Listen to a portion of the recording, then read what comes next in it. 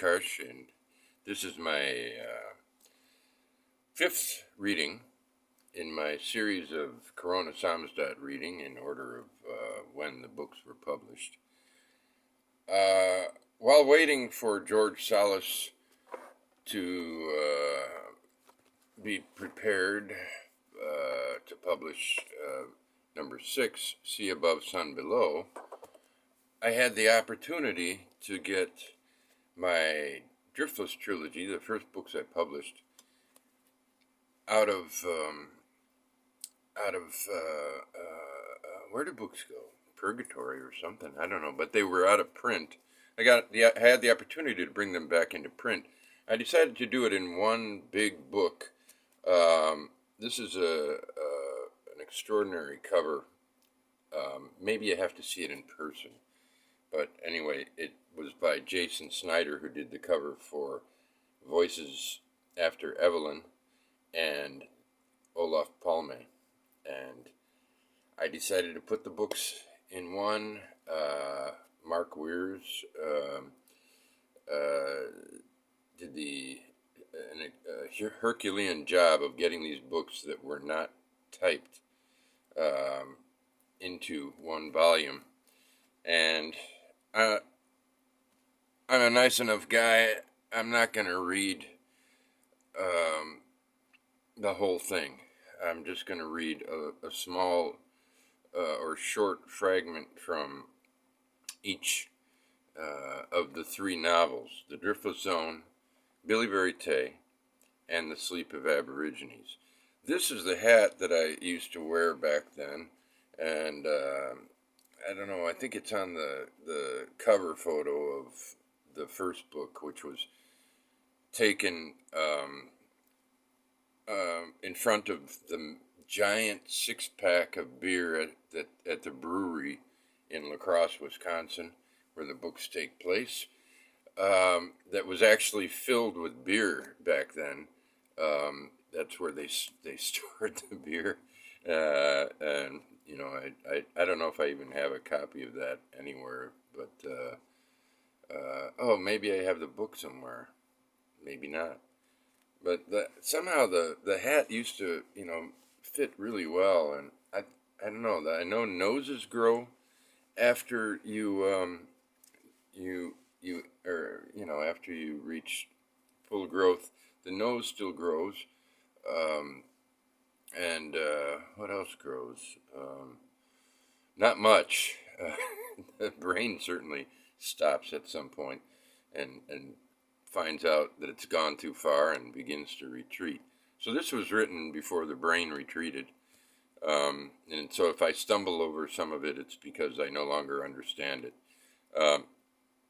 But here you go. This is the first one is a page and a half from The Driftless Zone.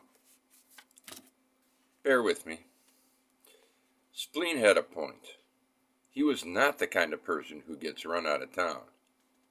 He wasn't a heretic, a Jew, an intellectual apostate, a running dog, a reactionary, a Greek, a Turk, a Bulgarian, a sheriff, a gypsy, a con artist, a prostitute, a witch, a hustler, a gambler, a grifter, a dim-witted brute, a hobo, an adulteress, a stool pigeon, a worshipper of Satan, a purveyor of child pornography, a filmer of snuffs, a flasher, a rapist, a pederast, a charlatan, a demagogue, a fallen priest, a levitating nun, a vigilante, a mad scientist, a carny, a scab, a lone wolf, a rogue, a rakishly handsome womanizer, a faith healer, an imposter, a drag queen, a pusher, a mole, a traitor, a collaborator, a child beater, an epileptic, a seer, an untouchable, a scapegoat, a mysterious itinerant farmhand, a contagious person, a quack, a fraud, a chiseler, a riff, a raff, a deserter, a bad actor, a peeping Tom, a panderer, a beggar, a necrophiliac,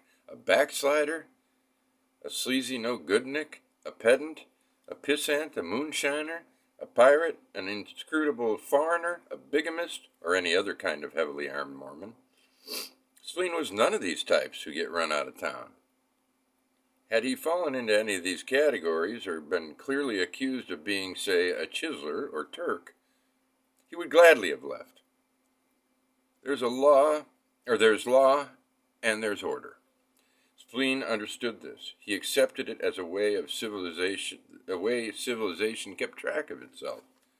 He was willing to acknowledge the implacable mechanisms set like omniscient robot dogs upon wayward manifestations of a still mysterious autochthonous will to disorder. The problem was that Spleen failed to recognize the gloriously sterilized civilization at the heart of Deke Dobson's agenda, the tiny little city of the future of Deke Dobson's dreams that looked like a miniature replica of the very burg man had been marching toward for nearly 3,000 years. "All right," he said to the sneering brunette. "You can sit down." "You want me to wash you?" "No, I'll do it quick so we can get settled, maybe fall asleep before the coughing starts." Meanwhile, Spleen's hands were moving like crabs along the bottom of the tub, trying to find the soap. Soon the sneering brunette joined in the search, which they abandoned after less than a minute, in order to dry themselves in a state of distracted perplexity, watching the draining tub, expecting at any moment to see a white hump settle into view. It never did. Now let's move on to,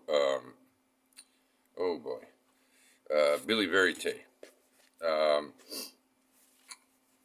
This is chapter 19, Willie Chichi Pays a Visit. And I'm just going to break off maybe after the first paragraph so as not to overly prolong this. It's already prolonged.